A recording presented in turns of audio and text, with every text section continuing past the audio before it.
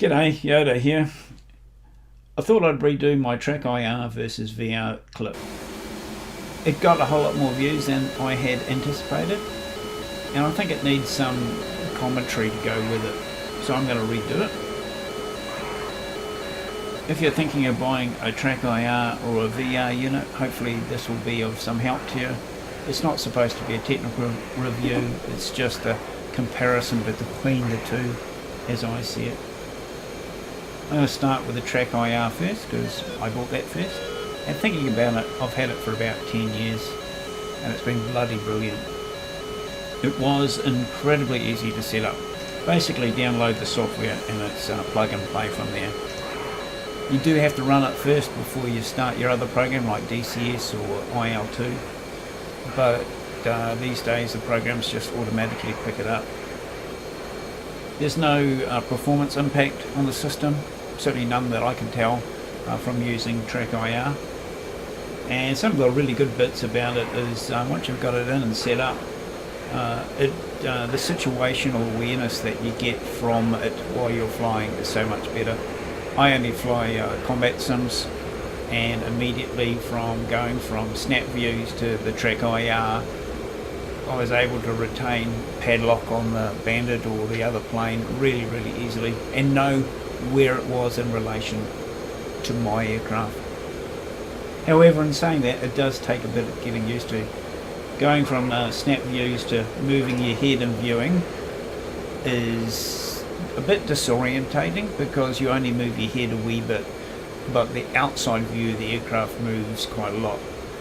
That takes getting used to until your brain becomes calibrated to that. But once that happens in about a week or so, it just becomes really natural. One of the other cool things that worked for me was my formation flying suddenly improved. I really enjoy formation flying now. I tuck in nice and close, it's good fun, and I wouldn't have been able to do that with something like Trackir.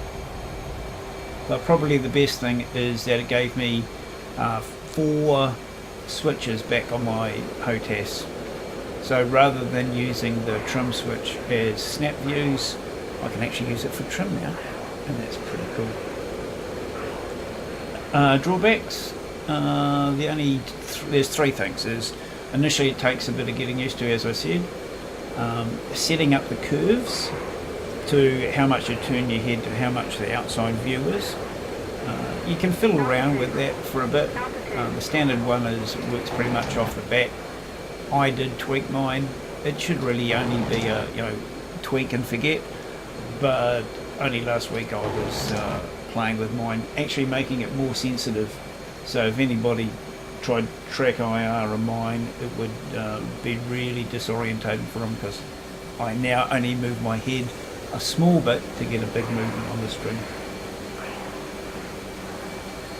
And thinking about it, I couldn't fly a sim without Trackir now. Well, that was until I got VR, right?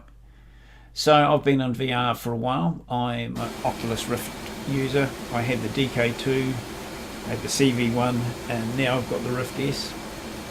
And wow, that's just a big step up in immersion from the Trackir. It's the kind of immersion you dream of when you were a kid. It actually feels like, or I should say looks like, you're sitting in the cockpit of the plane, be it an F-15 or an F-18. And initially, when you're new to it, it's so difficult not to reach out and try and touch something, the canopy frame or a switch. I wouldn't count how many beers have been knocked over in the world, people reaching out in VR, trying to grab something that's not there and actually knocking over their drink. That's a waste of good beer. Like Trackir, it does take a bit getting used to. Some people get motion sickness when they first start doing VR.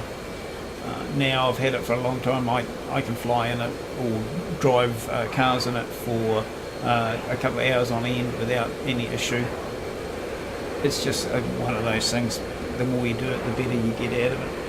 The better you get at it. One of the things I would say against it is the resolution. Don't get fooled by the resolution that you see on YouTube videos. It's actually a bit worse than that. The YouTube ones are generally coming off the screen rather than out of the headset, so the resolution is sharper. It's not bad, but it's not as good as the screen. I would really recommend you look at Sting TV. He's got a couple of Jar's got a couple of really good videos. I'll put them in the link into this. That talks about how you can see in the clarity out of a VR system. It happens to be a Rift S like mine, and what he says is exactly what I see. It's certainly good enough to fly in, good enough to fight in. A lot of the guys I fly with now will only fly in VR, and whether that's ground pounding or ear to ear, they're just as deadly as they were before. Bastards. Your situational awareness really increases with the VR, even more so than the Trackir, because if there's a bogey behind you, you physically have to turn around and look behind you. If you look in my video, you see my in comparison to Trackir, I'm moving a whole lot more. Now that's really cool. It's just like the real thing to a certain degree, I guess, without the G's.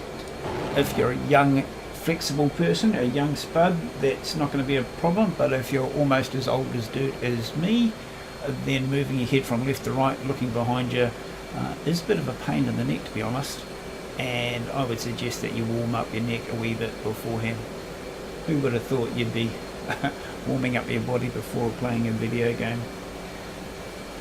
But in regards to warming up, you also probably need to warm up your headset first, because if you put it on and you've got a warm face, you'll fog it up quite quickly. I tend to put it on my head for just a few minutes beforehand while I'm setting up my computer, getting ready. That warms up the internals and I don't have any fogging problems. So which should you buy? If you don't have a Trackir or a VR, then you've got to buy one or the other. You're missing out on so much. It doesn't matter which one you buy. If you buy one or the other, it's going to be a big jump for you. But if you're if you have a Trackir and you're thinking about going VR, there's a couple of questions that you need to answer first. I think is your system good enough to run VR? And don't go for the minimum specs. Make sure that you've got enough power to run it.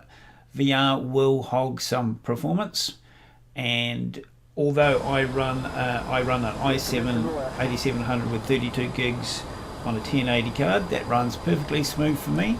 It might be a bit slow frame rate rise for some people, but it doesn't bother me. However, I don't run everything at high either. So if you've got the system to run it, the next thing is the cost. The cost of a Rift S in New Zealand is $700. A new Trackir with a Pro clip is about half that price. So if cost an issue, go for the Trackir. But if neither system or cost is the issue, consider the resolution. As I said, the resolution is slightly less with one of the VR headsets, although they are improving rapidly. The next generation will be probably as good as the screen.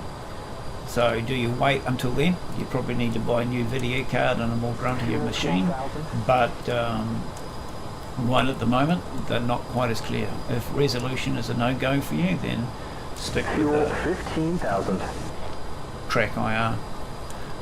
But if it's not, then I think the VR is the way to go. Having said that, I actually use both. I still have my Trackir, and I will use that when I'm map building or when I'm particularly learning something and I have to read notes or look at notes. It's a whole lot easier to do that than taking your headset on and off.